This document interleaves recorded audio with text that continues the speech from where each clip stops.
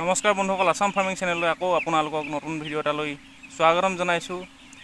আৰু বন্ধুসকল, আজি ভিডিঅ'টো হৈছে আজি মোৰ 7 দিন, যিহেতু মই চিৰিজ বনাই আছোঁ আপোনাৰ ডে 1 ডে 2 এনেকৈ ষ্টেপ বাই ষ্টেপ দেখাইম বুলি কৈছিলোঁ, আৰু মই সেইকাৰণে বনাইছোঁ। আৰু আজি হ'ল 7 দিন, কাৰণ কেলৈ 6 নম্বৰ দিনৰ ভিডিঅ'টো মই বনোৱা নাই, কাৰণ 5 নম্বৰ দিনত যিখিনি কৈছিলোঁ সেইখিনিয়ে 6 নম্বৰ দিনতো একেখিনি হ'ব। আপোনালোকে মোৰ 5 নম্বৰ দিনৰ যিটো ডে 5ৰ ভিডিঅ' আছে সেইটো চালেই সেইখিনিয়ে থাকিব ছেম, কাৰণ কেলৈ সেইকেইদিনত মই 5 নম্বৰ দিনত যিখিনি মেডিচিন খুৱাইছিলোঁ আপোনাৰ 6 নম্বৰ দিনতো একেই কৰিছোঁ। এতিয়া কিন্তু আজি 7 নম্বৰ দিন, 7 নম্বৰ দিনত অলপ চেঞ্জ আছে, সেই চেঞ্জখিনি মই আপোনালোকক জনাম।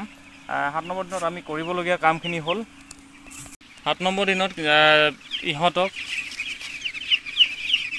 এটা মেডিচিন দিবলগীয়া হয়। ইহঁতৰ যিটো ৰেনেল ফাংচনৰ যিটো কিডনীৰ প্ৰব্লেমৰ যিটো গাউট বুলিও কয়, সেইটো ষ্টাৰ্টিঙৰ সময় আহি পৰে। সেই টাইমত আমি সেই প্ৰিকশ্যনৰ কাৰণে, প্ৰিভেনশ্যনৰ কাৰণে, আগতীয়াকৈ নহ'বৰ কাৰণে সেই গাউট প্ৰব্লেমটো বা আপোনাৰ কিডনী প্ৰব্লেমটো তেতিয়া মৰ্টেলিটিবিলাক নাহিবৰ কাৰণে, বাচিবৰ কাৰণে 7 নম্বৰ দিনখনৰ পৰাই আমি প্ৰিকশ্যন ল'ব লাগে বা কি মেডিচিন খুৱাব লাগে সেইটোৱে মই জনাম আপোনালোকক। কাৰণ মই ইয়াত দুটা অপশ্যন আছে, আপুনি কৰিব পাৰে, ট্ৰাই কৰিব পাৰে। এটা হ'ল দুপৰটেঙা পাত।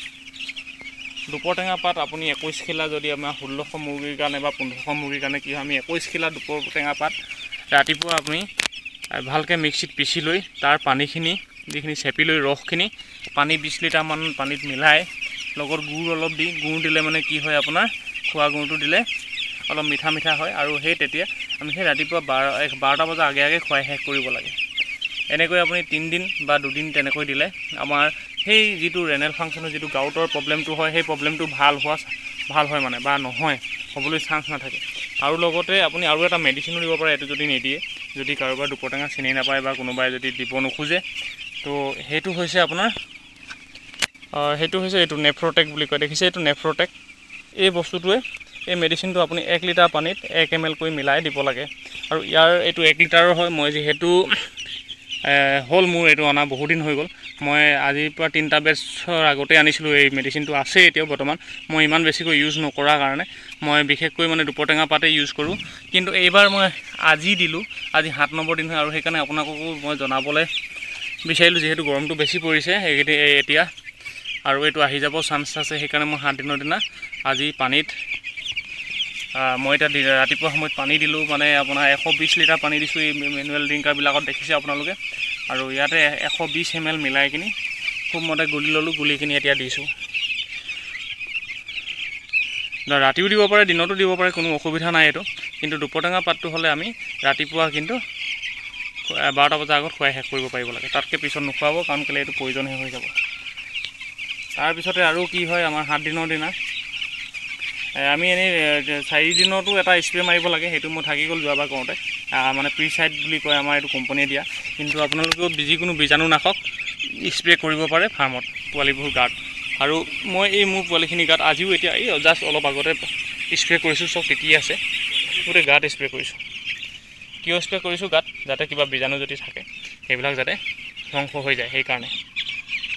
দেখিছে গোটেই গাত স্প্ৰে কৰিলোঁ, তিতি আছে, প্ৰিচাইড স্প্ৰে কৰিছোঁ। আৰু এইটো কৰোঁ, সেইটো আপোনাৰ এই সপ্তাহত 2 দিন কৰিম। আৰু ফ্ল'ৰখন যিখন হয়, এখন ভুচিখিনি ৰেকিং কৰিবলগীয়া হৈ গৈছে এতিয়া। ৰেকিংটো এনেকৈ ইমান বেছি হাৰ্ড হোৱা নাই এতিয়া, এনেই অলপ ওপৰে জবকা এখন লৈ কৰি দিলেই হয়। মই সেইটো হুইলটো ইউজ কৰা নাই, তেনেকৈ অলপ। তাৰপিছতে ফৰ্মেলিনটো স্প্ৰে কৰা যায়, ফৰ্মেলিনটো সেই সপ্তাহত 2 দিন স্প্ৰে কৰি দিব লাগে। এতিয়া লাহেকৈ যিহেতু মোৰ এইটো 2nd উইক আহি গৈছে, 2nd উইকত 2 দিন ফৰ্মেলিন স্প্ৰে কৰিব লাগে, 2 দিন প্ৰিচাইড। তো তেনেকৈ কৰি আছোঁ।